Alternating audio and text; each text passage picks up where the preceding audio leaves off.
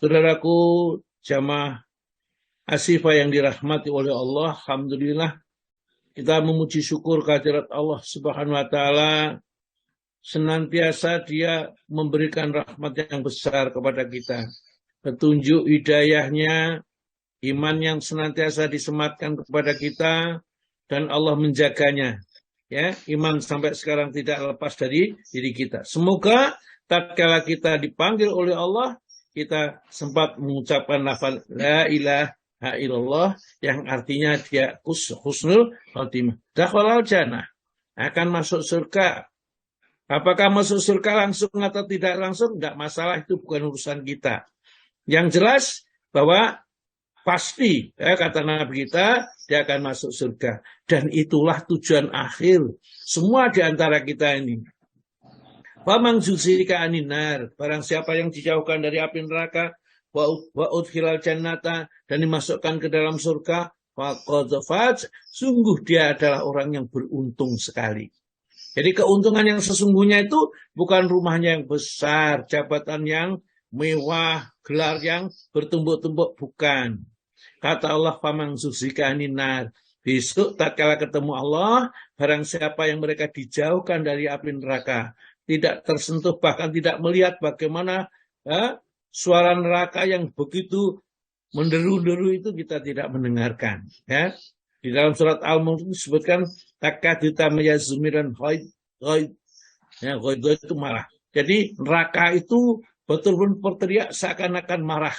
Ya, dengan orang yang mau masukkan ke dalamnya.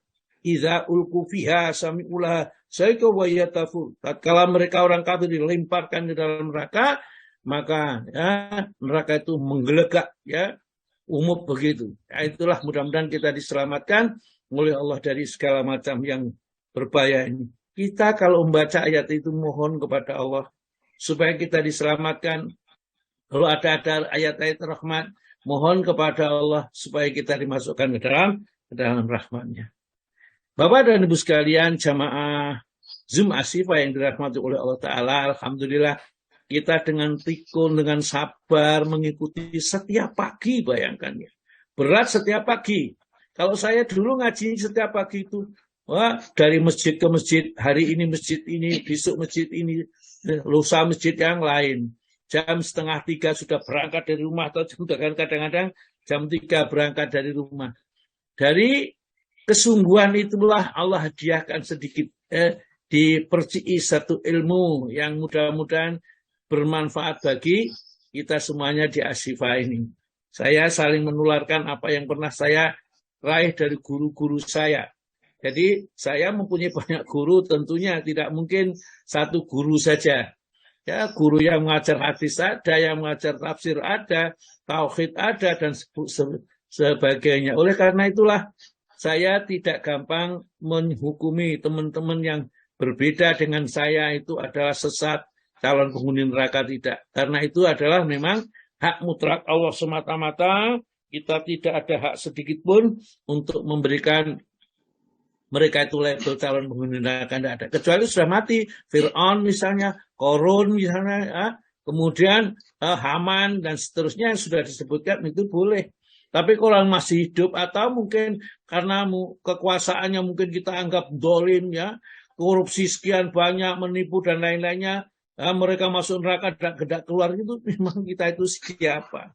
Panitia neraka juga tidak. Kita tidak mengerti yang gaib. Jangan-jangan dengan ucapan kita, kita harus masuk neraka lebih dulu sebelum kita masuk ke dalam surga. Ya, tentunya itu kita tidak harapkan. Baiklah, jamaah yang berbahagia, langsung saja kita awali dengan membaca surat, ya, surat yang saya sebut tersebut.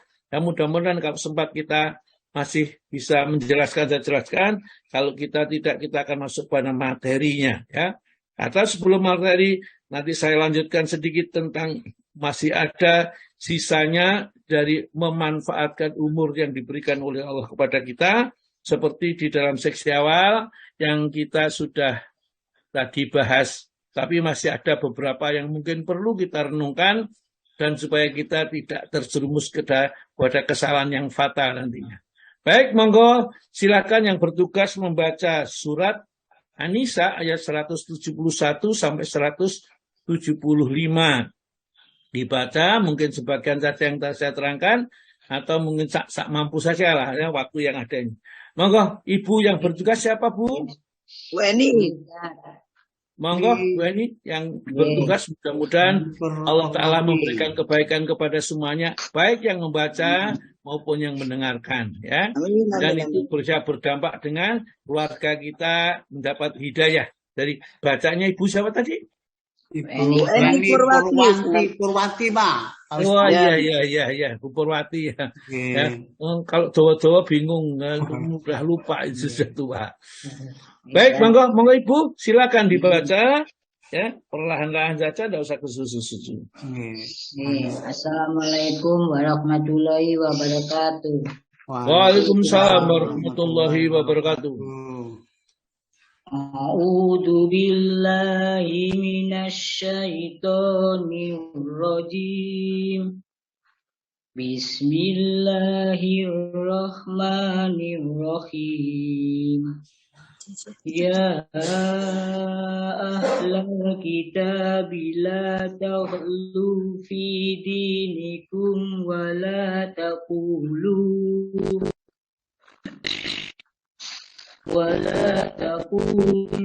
ala Allahi illa al-haqq. Innamal masih Isa ibnu Maryam Rasulullahi wa kalimatuh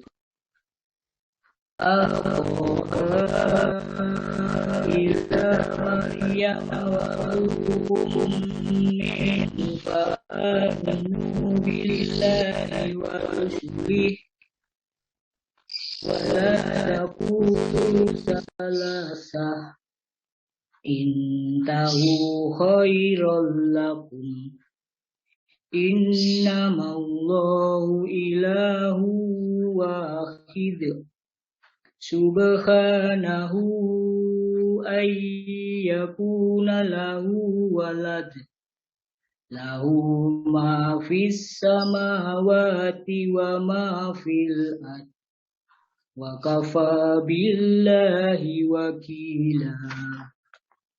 La yastankifal masihu ayyakuna abdal lillahi walal malaikatul muqarrabun wa man yastankif an ibadatihi wa yastakbir fasayahsyuruhum ilaihi jami'an.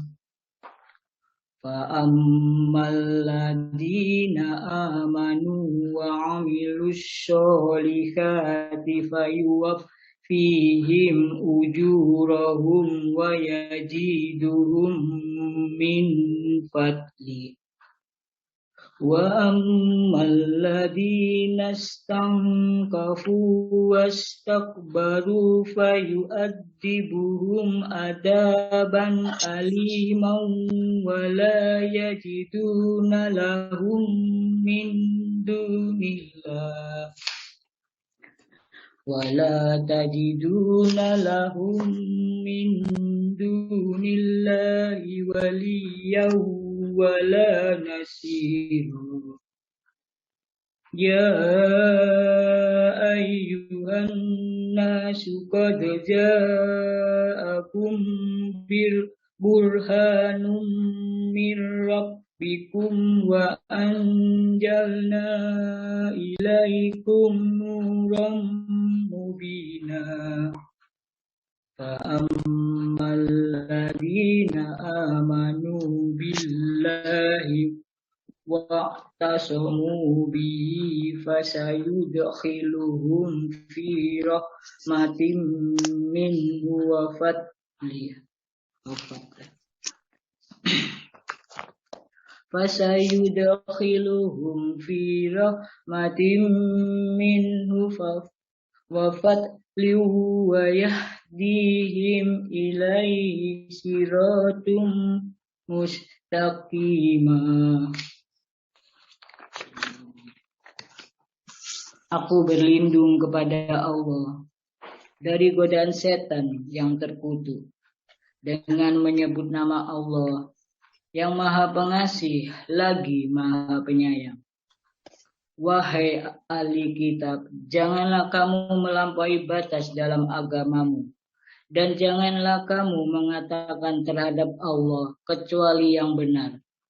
Sungguh, Al-Masih Isa putra Maryam itu adalah utusan Allah dan yang diciptakan dengan kalimatnya yang disampaikannya kepada Maryam dan dengan tiupan roh darinya. Maka berimanlah kepada Allah dan Rasul-Rasulnya, dan janganlah kamu mengatakan Tuhan itu tiga. Berhentilah dari ucapan itu. Itu lebih baik bagimu. Sesungguhnya Allah Tuhan yang Maha Esa, Maha Suci Dia dari anggapan mempunyai anak miliknya lah apa yang ada di langit dan apa yang ada di bumi. Dan cukuplah Allah sebagai pelindung. Al-Masih sama sekali tidak enggan menjadi hamba Allah. Dan begitu pula para malaikat yang terdekat kepada Allah. Dan barang siapa enggan menyebutnya dan menyombongkan diri, maka Allah akan mengumpulkan mereka semua kepadanya. Adapun orang-orang yang beriman dan mengerjakan kebajikan, Allah akan menyempurnakan pahala bagi mereka dan menambah sebagian dari karunia-Nya. Sedangkan orang-orang enggan menyembah Allah dan menyombongkan diri, maka Allah akan mengazab mereka dengan azab yang pedih. Dan mereka tidak akan mendapatkan pelindung dan penolong selain Allah. Wahai manusia, sesungguhnya telah sampai kepadamu bukti kebenaran dari Tuhanmu, Muhammad dengan mukjizatnya, dan telah kami turunkan kepadamu cahaya yang terang benderang Al-Quran. Adapun orang-orang yang beriman kepada Allah dan berpegang teguh pada agamanya, maka Allah akan memasukkan mereka ke dalam rahmat dan karunia darinya, yaitu surga, dan menunjukkan mereka jalan yang lurus kepadanya. Maha benar Allah dengan segala firman-Nya. Assalamualaikum warahmatullahi wabarakatuh. Waalaikumsalam warahmatullahi wabarakatuh. Terima kasih banyak Bu Eni Purwati sudah membacakan Al-Quran dengan baik ya. Tatak gitu ya. Jadi membacanya nggak grogi, nggak tatak, suaranya yang bagus. Baik ya, mudah-mudahan Allah Ta'ala dengan sebab ya Bu Eni sudah membacakan Al-Quran untuk kita semua yang mendengarkan. Allah Ta'ala memberikan rahmat kita kepada kita dan khususnya si pembaca Al-Quran. Sehingga terbukalah nur atau cahaya yang diberikan oleh Allah kepada kita. Seperti yang disebutkan oleh Allah di dalam surat nomor 4 ayat 170 tadi yang dibaca.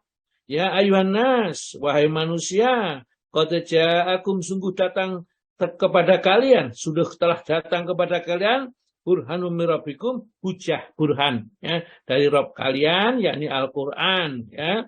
Wa anzalna ilaikum ya, Quran ini juga Nabi Muhammad juga bisa.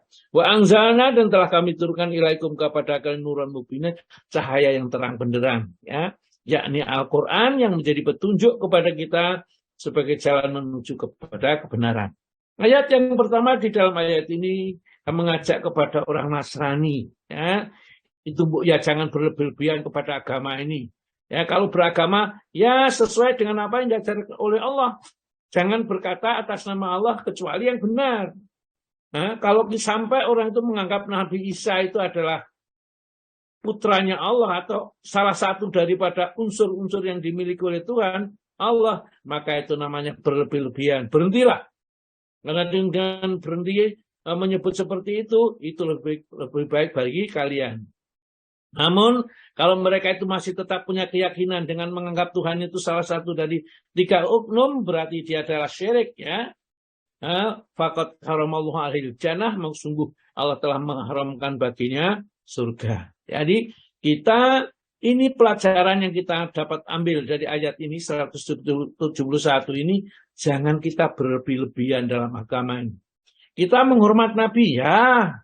Ya, Rasulullah itu memang kita hormati, wajib kita hormati, kita agungkan. Tapi jangan berlebih-lebihan. Tetap sebagai Abdullah, hamba Allah wa Rasuluh dan Rasulnya. Dia kita agungkan karena dia sebagai hamba Allah dan Rasulnya. Dan Rasulullah pernah mengatakan dalam satu hadis yang diriwayatkan Imam Bukhari dan Muslim, bahwa iman daripada umatnya yang paling mengagumkan adalah yang tidak pernah tahu Rasulullah, ya, tidak pernah melihat Rasulullah, namun beriman dengan Al-Quran dan keyakinan yang bunder, bulat, ya tidak pernah ada keraguan sedikit pun. Baiklah, ya, ini atau malas gitu beribadah kepada Allah. Malaikatnya saja tidak malas. Mereka memikul arsy-Nya Allah sambil mengelilingi, ya. Mereka malaikat yang di sekitarnya berdoa mendoakan kita orang yang beriman ini. Nah, baiklah ya, kita langsung masuk kepada materinya, soalnya waktunya juga sudah lebih 45 menit. Bapak dan Ibu sekalian, saya akan selesaikan dulu tadi yang penting, yaitu tentang umur itu anugerah Allah yang tidak boleh disia-siakan, dan kebanyakan dari kita itu mengabaikan. Tadi sudah kita mulai pijaannya. Yang pertama adalah surat Al-Asr ayat 18, kemudian yang kedua adalah surat Al-Asr, ya, wal asri itu ayat 1 sampai 3. Kemudian hadis Nabi yang menjelaskan bahwa kita nanti tidak akan beranjak, ya, di padang mahsyar itu dari tempat kita berdiri sebelum ditanya tentang 4-5 perkara. Ya, sebenarnya 4, tapi karena yang nomor 3 itu, ya, atau bisa juga nomor 4 urutannya terdiri dari 2 pertanyaan, maka ada yang menguraikan sampai 5, yakni tentang umurnya, bagaimana ia dia gunakan. Kemudian tentang masa mudanya, bagaimana ia habiskan. Tentang hartanya, dari mana ia mendapatkan dan untuk apa ia belanjakan. Dan yang kelima adalah tentang ilmunya, sejauh mana ia amalkan ilmu yang diperolehnya ini. Ini penting sekali bagi kita yang mencari ilmu ini, bukan berhenti dari mencari itu saja. Kalau sudah tahu ya sudah, ada tugas yang pokok harus mengamalkan ilmunya. Kita punya ilmu sholat malam, kita ilmu sholat duha, kita ilmu baca Al-Quran. Maka semua ilmu itu kita amalkan. Ya. Jangan sampai kita sudah punya ilmu, sudah mengerti, ya, pura-pura tidak tahu.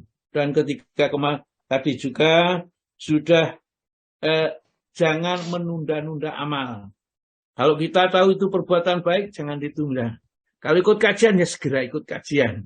Nanti kalau ada keperluan, tinggalkan, ya. Pokoknya jangan sampai kita, kalau masih mampu, kita tinggalkan. Enggak, buka aja linknya. Tapi nanti kalau sudah mau berangkat, ya kita matikan, kita berangkat kerja. Karena kerja itu juga ibadah kepada Allah dalam rangka untuk mencari rezeki yang halal. Karena kerja itu ibadah, jangan sampai dusta, menipu, ya. Atau mungkin di dalamnya ada ghibah dan lain-lainnya. Kemudian Ibnu Umar tadi berkata, kalau kamu berada di waktu pagi, jangan menunggu datangnya waktu sore. Kalau berada di waktu sore, jangan menunggu waktu pagi. Segera beramal. Kalau kita punya kesempatan beramal baik, ya, manfaatkan waktu sehatmu sebelum datang waktu sakitmu, dan manfaatkan hidupmu sebelum datang kematianmu. Ya. Yang berikutnya adalah jangan menyia-nyiakan kesempatan. Ini disebutkan dalam surat nomor 63, surat Al-Munafikun, ayat yang ke-10. Ya. Ini kemudian disambung juga surat Al-Baqarah ayat 254, yang itu mengingatkan kepada kita supaya jangan sampai menyia-nyiakan kesempatan. Karena kalau kesempatan sudah lewat, kita tidak bisa mengulang lagi. Monggo Pak Tomo dibaca ayat 254 surat yang nomor 2. Ya ayyuhallazina amanu. Ya. Ayat kedua. Ayat 254 surat 2. Ya, Ustaz.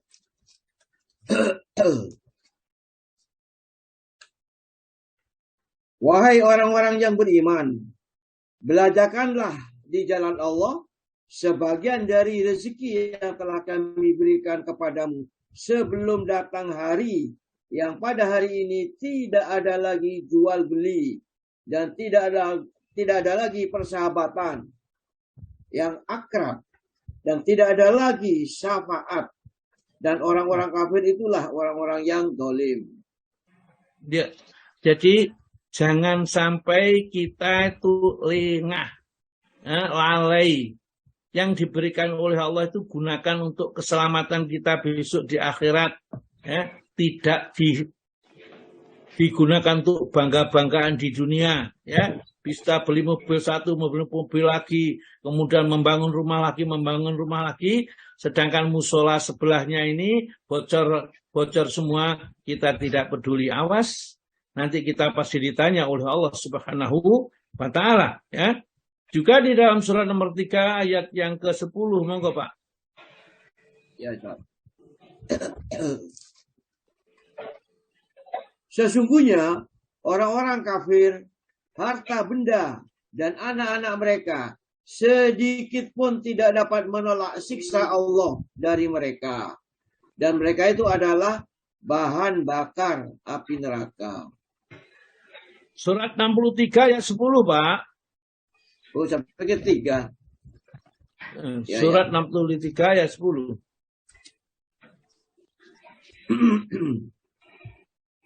Dan belajarkanlah sebagian dari apa yang telah kami berikan kepadamu sebelum datang kematian kepada salah seorang di antara kamu.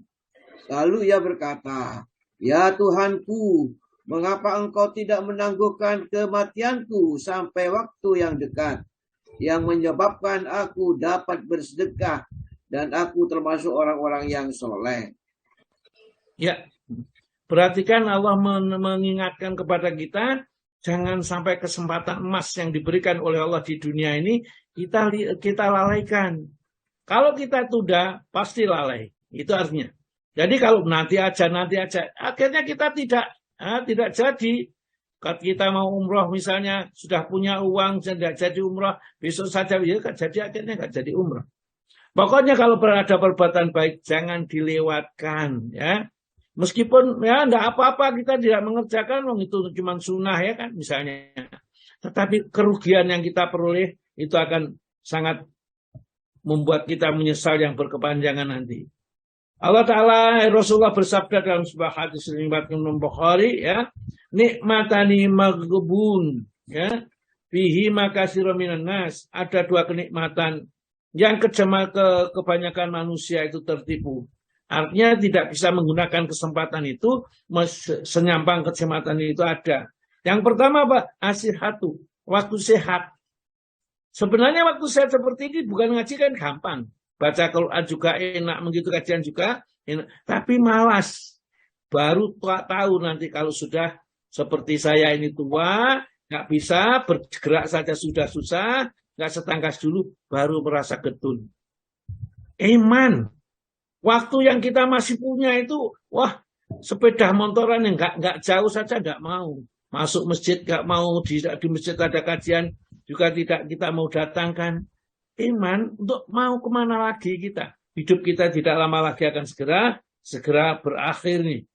Oleh karena itulah Rasulullah mengatakan itu ada dua kenikmatan yang manusia itu sering lupa. Satu asihatu waktu sehat, yang dua wal farahu yaitu waktu luang.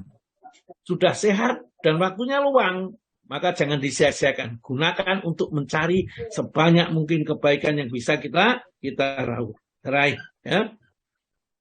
Sehingga Rasulullah mengingatkan kepada kita ikhlanin khamsan qabla khamsin. Maka jagalah 5 perkara sebelum datangnya 5. Yang pertama adalah sababuhu qabla haramika. Waktu muda sebelum datangnya masa tua dan lemah. Ya. Yang kedua, wasihatika qabla sakomika. Dan saat kamu sehat sebelum datangnya masa sakit. Yang ketiga, wa faraghoka, dan waktu luangmu qabla suglika, sebelum datangnya waktu sibukmu. Dan yang keempat, ghinaka qabla fakrika, saat kayamu sebelum datang waktu miskinmu.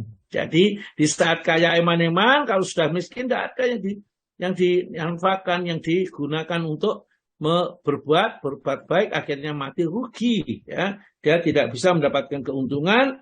Yang terakhir kata Nabi, hayatika qabla mautika, dan saat hidupmu sebelum datang matimu. Karena manusia itu oleh Allah, kata Nabi kita, umat Muhammad ini hanya diberi umur rata-rata 60-70 tahun. Ya. Itu merupakan rahmat dari Allah supaya manusia tidak terlibat dengan kehidupan dunia itu kecuali sebentar saja. Jadi kenapa umurnya Nabi 63, ya Abu Bakar sekitar itu juga, para sahabat-sahabat itu umurnya tidak sampai, ada 80-90 ya ada, tapi sahabat-sahabat yang jauh, Anas itu mungkin agak panjang umurnya, tentunya ada hikmahnya. Jadi umur-umur yang pendek yang diberikan oleh Allah kepada umat Muhammad itu sebagai rasa kasih sayang Allah kepada kita, supaya kita tidak banyak terlibat dengan kehidupan dunia, kecuali sebentar. Kalau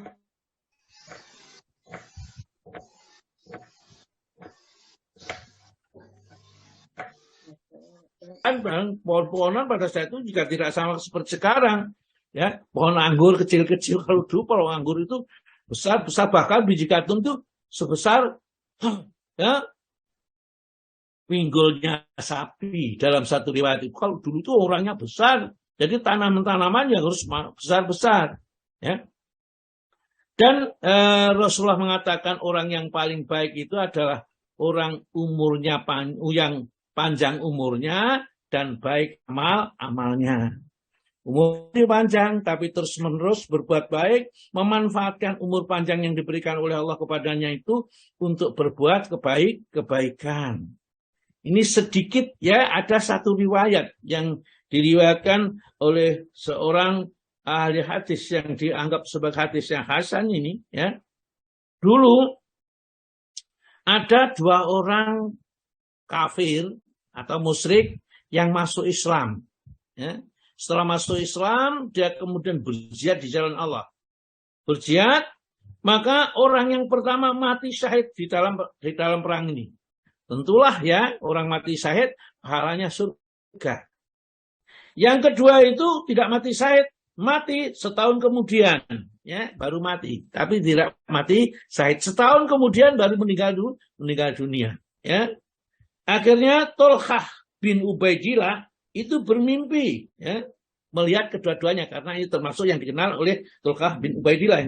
Kedua-duanya di pintu surga, jadi seakan-akan kiamat sudah terjadi, dan kedua orang itu yang tadi masuk Islam, yang satu mati syahid, yang kedua 1 tahun ya, setelah mati syahid ini. Ternyata yang kedua yang masuk surga terlebih dahulu, yang setahun dia baru meninggal, berarti dia tidak mati syahid. Itu ternyata yang masuk surga lebih dahulu. Kaget dia ini, Tolhah bin Ubaidillah ini, maka dia harus mencari tahu sama Nabi. Apa rahasianya? Kenapa justru yang syahid itu kok tidak masuk surga lebih dulu, yang meninggal 1 tahun setelah dia ikut surga kok tambah lebih dulu masuk surga? Maka tatkala ia bertanya kepada Nabi, Nabi pun menjawab, ya, bukankah selama 1 tahun itu ia telah sholat, ia telah puasa, ia sudah bersedekah dan lain sebagainya. Kata Nabi kita, jauh jaraknya surganya antara yang mati syahid tadi dengan orang yang mati setahun kemudian yang beramal baik ini. Jauhnya sejauh antara jarak langit dan bumi. Begitulah ya, amal-amal baik ini kalau mau mengerjakan, orang yang mati syahid saja kalah dengan orang yang mati dengan wajar. Karena perbuatan baik yang dikerjakan mengangkat dirinya ke surga. Namun orang mati syahid, ya sudah, pasti masuk surga, ya sudah seperti biasa. Inilah ya sebagai pengantar yang saya bacakan ini. Mari kita lanjutkan kepada kandungan bab yang kita pelajari, yaitu faktor penyebab manusia menjadi kafir, meninggalkan agama mereka, adalah hulu atau sikap berlebih-lebihan kepada orang-orang yang soleh. Kita kepada orang soleh memang harus menghormati karena ilmunya, ya, menghormati karena memang dia orang yang mulia, dimuliakan oleh Allah. Namun kita tidak boleh menganggap orang yang sudah begitu akhirnya semua yang dikatakan benar, ya. Sampai-sampai dia tidak bisa melihat kesalahannya. Kita sudah diberi Al-Quran dan Al-Sunnah untuk menyari manakah, ya, dari ajaran-ajaran itu yang sesuai dengan syariat atau manakah, ya, ajaran-ajaran ini yang keluar dari Quran dan hadis.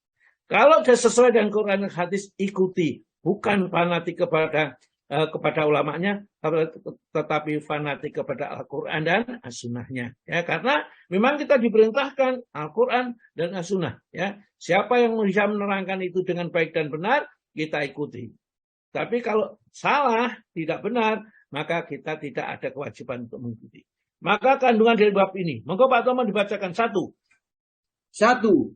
Bahwa orang yang memahami bab ini dan kedua bab berikutnya akan jelas baginya keterasingan Islam dan akan melihat betapa kuasa Allah itu untuk mengubah hati manusia.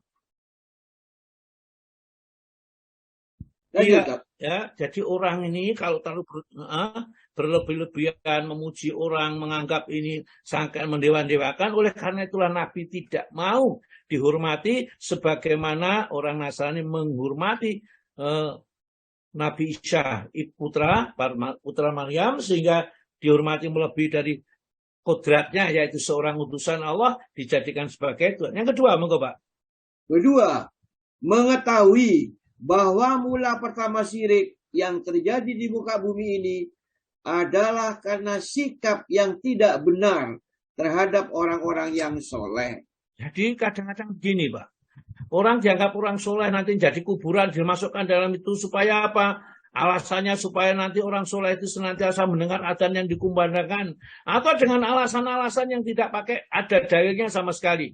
Mereka dimakamkan di sekitar masjid, bahkan mungkin dibangun di atasnya itu menara, sehingga orang-orang yang datang kepadanya nanti di sana memohon, ya, kepada selain Allah. Jadi di situ memang masjidnya ramai. Tetapi karena ada orang yang cerita, saya datang ke sana, ini kuburannya si Fulan, ini wali ini, ya. Padahal yang mengetahui wali cuma Allah saja. Jadi itu dianggap wali, mengambil tanahnya dan sebagainya, maka terjadilah perbuatan-perbuatan syirik yang dilarang oleh agama. Hati-hati, itu diperingatkan oleh Allah jauh-jauh sebelumnya, jangan sampai kita kebablasan ke sana. Terus Pak. Ketiga, mengetahui apa yang pertama kali diperbuat orang-orang sehingga ajaran para nabi menjadi berubah. Dan apa faktor penyebabnya? Padahal para nabi itu sebagaimana diketahui adalah utusan Allah. Kenapa kok mereka? Karena mereka tidak punya ilmu, sehingga nggak ngerti ajaran nabi yang diajarkan kepada mereka. Ini yang diperintahkan, ini yang dilarang.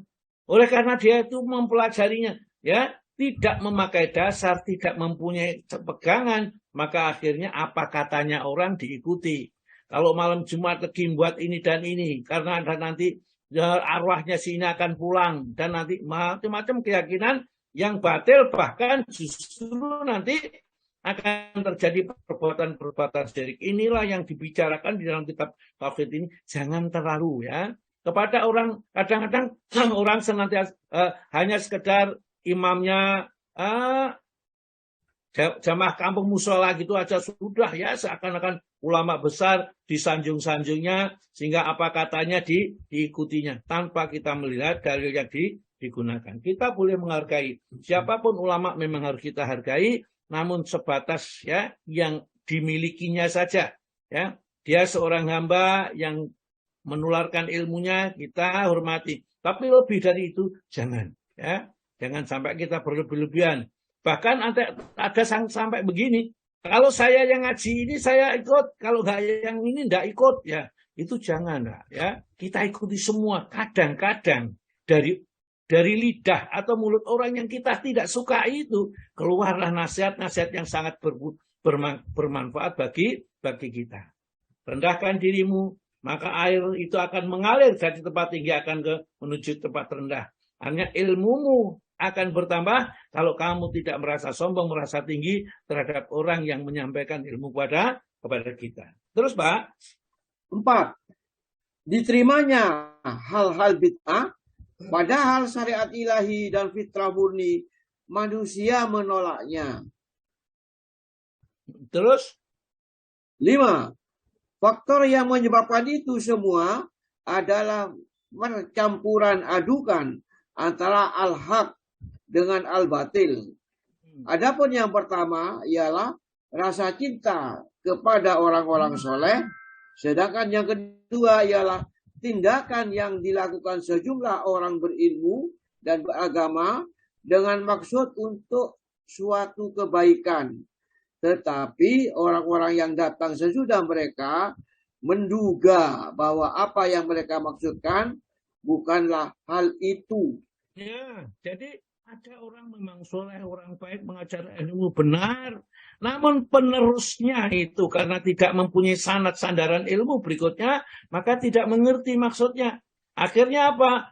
Dipujanya lah, dibuatkan patung olehnya, ya seperti kaumnya Nabi Nuh ini. Orang-orang itu soleh, tapi setelah mereka waktu lama, dia akhirnya dibuatkan patung dan dimintai sesuatu. Karena dianggap dia mendapatkan petunjuk dari Allah, dianggap seorang nabi atau wali. Karena kehebatan orang-orang itu. Itulah sebabnya maka kita harus hati-hati. Tetap kita menghormati kepada orang yang lebih alim, kepada guru-guru kita, siapa saja guru kita itu tidak boleh menyebut namanya dengan jambal, itu tidak boleh. Sebutlah dengan jabatannya. Jadi misalnya ya Pak Profesor gitu kan disebut biasanya Pak Profesor, jabatannya ini kan dia profesor. Itu memang begitulah adab-adab kita. Ustadz ini panggillah Ustadz ya. Jangan panggil namanya, ya, karena itu merupakan panggilan yang tidak sopan. Ya. Jadi jangan sampai kamu menyamakan memanggil Nabi itu sebagai memanggil temanmu sendiri. Ya. Di dalam surat apa ya? Surat nomor 49 itu, surat Hujurat. Ujurat itu, ya ayyuhalladzina amanu la tarfa'u aswatakum fawqa sautin nabi kasyahri ba'dikum li ba'din an tahbata amalukum wa antum la tashurun. Ayat yang kedua, Pak. Ayat yang kedua. Wahai orang-orang yang beriman, janganlah kamu meninggikan suaramu lebih dari suara Nabi. Dan janganlah kamu berkata kepadanya dengan suara keras. Sebagaimana kerasnya suara sebagian kamu terhadap sebagian yang lain. Supaya tidak hapus pahala amalanmu. Sedangkan kamu tidak menyadari. Iya, itu dengan Nabi adatnya. Jadi karena Nabi seorang yang utusan Allah berilmu, maka nggak boleh kita ngomong keras di hadapannya saja. Allah Ta'ala larang, la tarfa'u aswatakum. Jangan kamu tinggikan suaramu. Fawqa sautin Nabi, di hadapan Nabi. Jangan. Oh ya Nabi, kalau ini kan cuma ustaz saja, nggak apa-apa dibentak-bentak. Ya nggak begitulah ya. Ya sama-sama kita hormati karena dia orang yang berilmu. Ya. Wala tajar bil qauli kajari ba'dikum ila ba'din. Jangan sampai kamu suaranya itu kamu perlakukan Nabi itu seperti kamu manggil teman-temanmu sendiri. Antah bata amalukum wa antum la tashurun. Kamu akan hapus amalmu sementara kamu tidak sadar kalau itu kamu sudah hapus amalnya. Maka harus hati-hati. Di zaman itu para sahabat itu begitu turun ayat itu kalau dekat Nabi suaranya hampir hanya didengar dengan dia dan Nabi saja. Suaranya sangat pelan sekali. Terus Pak, monggo. Yang keenam ya. Okay. Keenam, tafsiran ayat dalam surat Nuh. Maksudnya ayat ini menunjukkan bahwa sikap yang berlebihan dan melampaui batas terhadap orang-orang soleh adalah penyebab terjadinya syirik dan ditinggalkannya tuntunan agama para nabi. Iya, jadi kalau sudah itu, jadi ajaran nggak ngerti. Akhirnya apa? Akhirnya dianggap ini datang dari Nabi karena ini orang yang soleh. Loh, guruku saja Pondoknya saya yang mondok itu muridnya ribuan. Kamu itu loh baru apa? Baru bisa ngaji terjemah aja sudah. Ya, meremehkan orang akhirnya. Hati-hati jangan sampai kita berlaku seperti itu. Ya, kita remehkan. Oh, cek atas ngaji terjemah itu kiaiku itu atau guruku muridnya ribuan sudah punya santri di mana-mana. Itu bukan satu dalil bahwa apa yang diajarkan mesti benar. Nah, ini yang perlu diperhatikan. Tapi bagaimanapun juga kita harus menghargai dengan orang-orang yang berilmu. Terus, Pak. 7. Watak manusia bahwa al-haq yang ada dalam dirinya bisa berkurang. Sedangkan al-batil malah bisa bertambah. Iya, jadi oleh karena itulah di dalam surat Al-Baqarah itu ayat walatal bisul haqqa bil batil wa taqtumul haq wa antum talam. Itu ayat berapa, Pak? 42 atau 44? Ingat saya 42. Tapi iya, monggo Pak baca. Dan janganlah kamu campur adukan yang hak dengan yang batil. Dan janganlah kamu sembunyikan yang hak itu. Sedangkan kamu mengetahui. Iya, jangan sampai Pak, nanti karena kita tidak tahu, kita tidak mengerti, akhirnya ajaran-ajaran yang batil yang dilestarikan. Sedangkan yang sebenarnya disembunyikan oleh mereka, padahal mereka tahu. Wa antum tatluna kitab, sedangkan kamu membaca kitabnya. Sebenarnya ayat itu ditujukan kepada orang-orang Yahudi. Ya, mereka itu tahu bahwa Nabi itu benar, ajarannya dia adalah utusan Allah, tapi disembunyikan. Ya, yang ditunjukkan adalah Nabi itu penipu, Nabi itu kang ini dan lain sebagainya. Ya, seperti itu. Maka teruskan, Pak Tomo. 8. Bab ini mengandung suatu bukti bahwa kebenaran pernyataan kaum salaf bahwa bid'ah adalah penyebab kekafiran dan lebih disenangi oleh iblis daripada maksiat.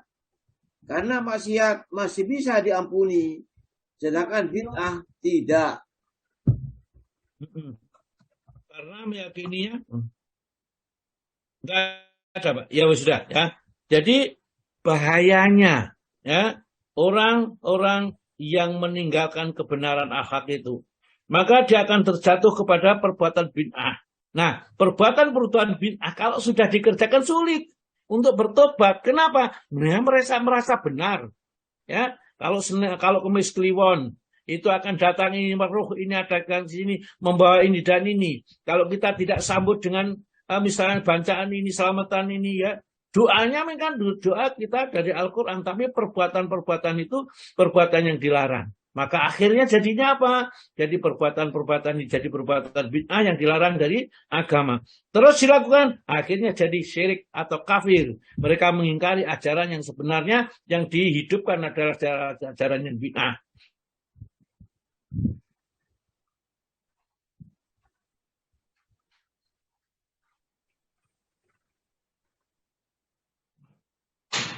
Masih sadar bahwa itu adalah perbuatan dosa dan dia bisa bertobat setiap saat. Kalau dia mungkin sudah masa. Tapi kalau bid'ah tidak bisa. Kenapa? Karena tidak bisa tobat karena dia tidak tahu bahwa perbuatan bid'ah itu dosa, ya, dan dia merasa dia benar.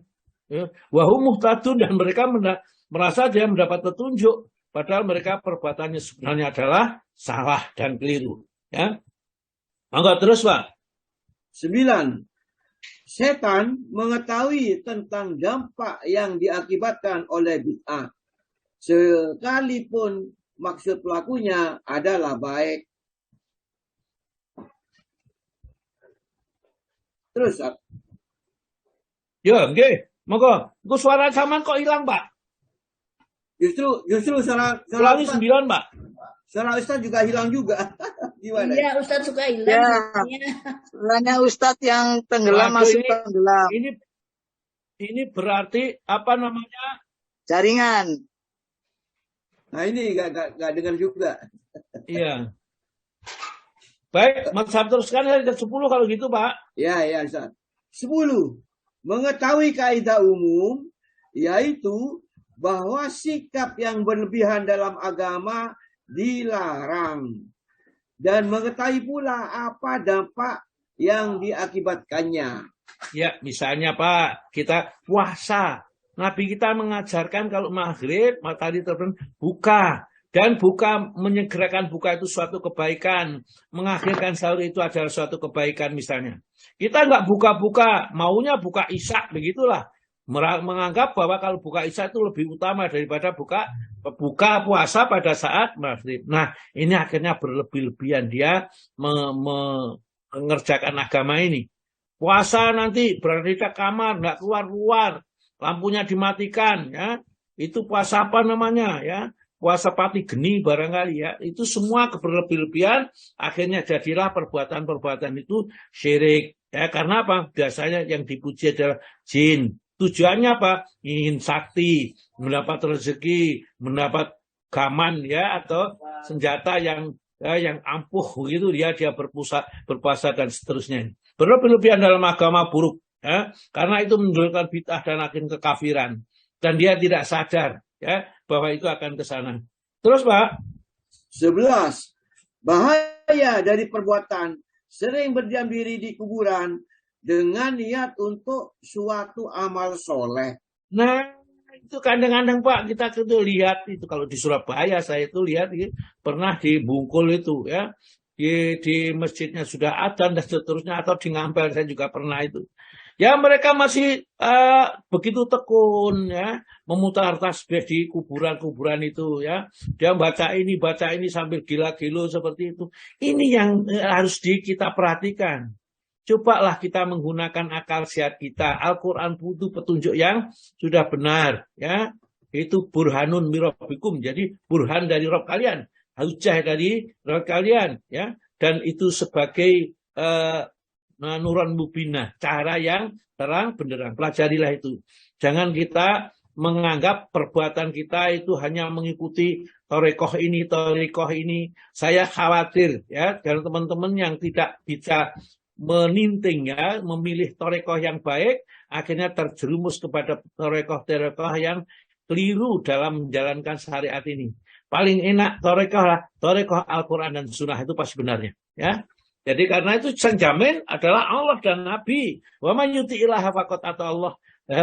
Wa man yuti'i rasulah faqad ata Allah. Barang saya mengikuti Rasul, pasti dia mengikuti Allah. Sudah tidak usah aneh-aneh lagi. Mudah, gampang, dan ringan dikerjakan. Maka terus Pak. 12. Larangan adanya patung-patung dan hikmah dalam pemusnahannya untuk menjaga kemurnian tauhid dan mengikis kemusyrikan. Sebenarnya patung itu tidak apa-apa kalau nggak disembah.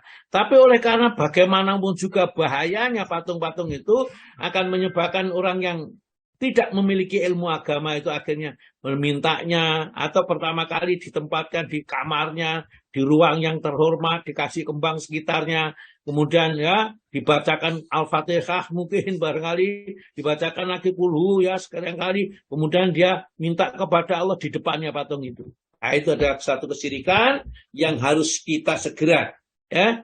Di dalam surat Az-Zumar, ya, surat nomor 39, ayat yang ketiga, orang-orang kafir itu tatkala dilarang mereka menyembah berhala, ya, mereka itu punya alasan yang konkret, ya, yang pas bahwa dia sebenarnya tidak menyembahnya, tapi cuma sarana saja. Monggo Pak dibaca ayat ketiga.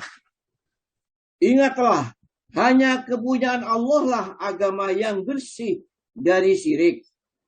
Dan orang-orang yang mengambil pelindung selain Allah berkata, kami tidak menyembah mereka, melainkan supaya mereka mendekatkan kami kepada Allah dengan sedekat-dekatnya. Sesungguhnya Allah akan memutuskan di antara mereka tentang apa yang mereka berselisih padanya.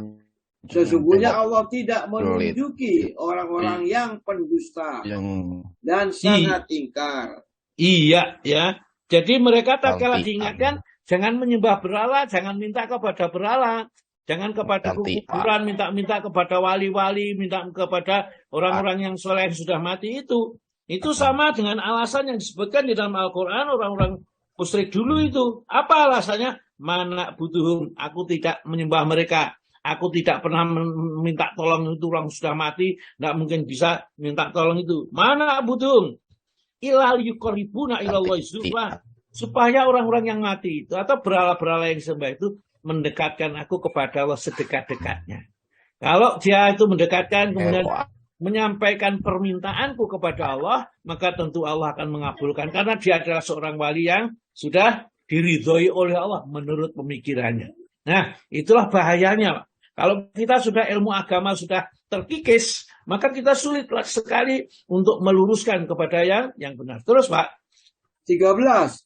Kisah tentang kaum Nabi Nuh tersebut mengandung makna besar dan diperlukan sekali meskipun sudah dilakukan. Ulangi Pak. Kok ada loncat itu?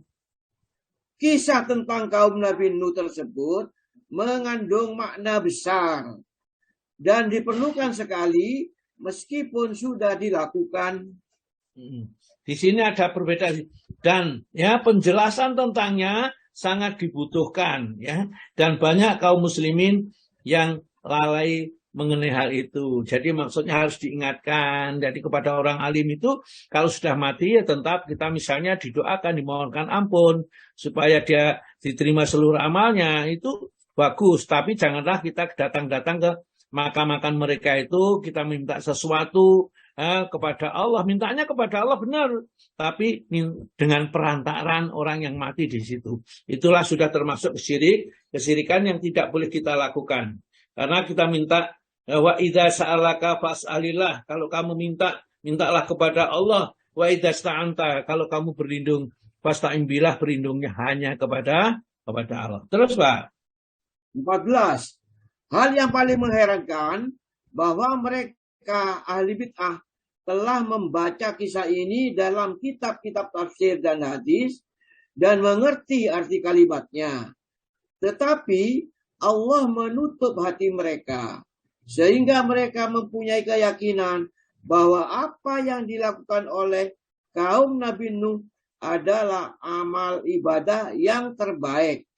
Maka mereka pun berkeyakinan bahwa apa yang dilarang Allah dan Rasulnya adalah kekafiran yang menghalalkan darah dan harta. Ya, jadi itu saja. Jadi tidak kalau mereka itu minta-minta kepada orang yang sudah mati, nggak apa-apa kok. Toh itu dulu orang soleh, dulu yang menyebarkan agama di tanah Jawa ini. Maka kalau kita datang ke makam kemudian membawa ini ya, atau dengan bersedekah di sana atas nama orang yang sudah meninggal di sini. Nah itulah ya hal-hal yang tidak ada dasar agamanya tatkala kita mengamalkan, jatuh kepada kesirikan, kekufuran kepada nikmat yang diberikan oleh Allah kepadanya. Terus, Pak. 15. Dinyatakan bahwa sikap kaum Nabi Nuh yang berlebihan terhadap orang-orang soleh tiada lain karena mengharapkan syafaat mereka. Iya, gitu. Jadi dikiranya ya orang-orang yang kita agungkan, kita minta tolong, kita misalnya makamnya kita biayai dengan biaya yang mahal, kemudian kita buat rupa-rupa macam-macam perhiasan di situ, nanti orang itu akan diberi syafaat besok di hari kiamat. Maka kadang-kadang kita lihat orang punya keyakinan, malah yang penting aku besok gandolan sarungnya Kiai A atau Ustadz A, ya dia kan pasti masuk surga, ya satu pokoknya gandolan sarungnya wis katut ning surga katanya, ya enak gitu loh, ya karena apa? Agama sudah hilang dari pengetahuan mereka bahwa masing-masing manusia akan menanggung dosanya sendiri-sendiri, tidak bisa bergantung kepada yang lain. Wala taziru waziratun wizra ukhra. Orang yang berdosa tidak akan memikul dosanya orang lain. Ya. Wa alaisal insanu illa masya'a. Manusia tidak akan mendapat kecuali apa yang diusahakan sendiri. Yang nggak pernah sedekah, tidak dapat pahala sedekah. Nggak pernah baca Quran, ya tidak pernah dapat pahala Al-Quran. Semua akan diberikan ya sesuai dengan amalnya. Wala tujzauna ila ma kuntum ta'malun, dan kamu tidak dibalas kecuali apa yang kamu kerjakan sendiri. Ini harus menjadi acuan kita supaya kita tidak bersandar kepada selain Allah, ya kita bersandar kepada Allah, mohon hanya kepada Allah. 16 monggo, Pak. 16. Mereka menduga bahwa inilah maksud orang-orang berilmu yang mendirikan patung-patung itu. Iya, terus 17. Pernyataan penting yang termuat dalam sabda Rasulullah SAW, janganlah kamu berlebih-lebihan memujiku sebagaimana orang-orang Nasrani yang telah berlebih-lebihan memuji Isa putra Maryam.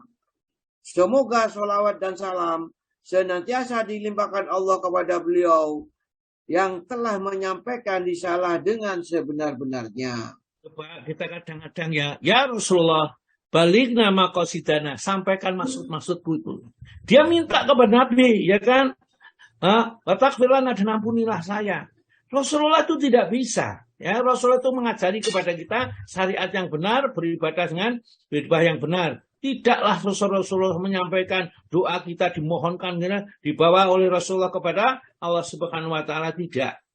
Ini karena ketidaktahuan, berlebih-lebihan, ya, menganggap seorang misalnya nabi di luar batasnya. Itulah ya sebabnya di dalam hadis itu disebutkan jangan kamu berlebihan memujiku, ya. Seperti kaum Nasrani memuji Isa putra Maryam yang sehingga diangkat menjadi sederajat dengan Tuhan, ya, bahkan dijadikan salah satu umum dari Trinitas itu, ya. Tuh, jadi kita umat Islam tetap berjalan ke jalan yang lurus. Nomor 18, Bang Bapak, tinggal sedikit.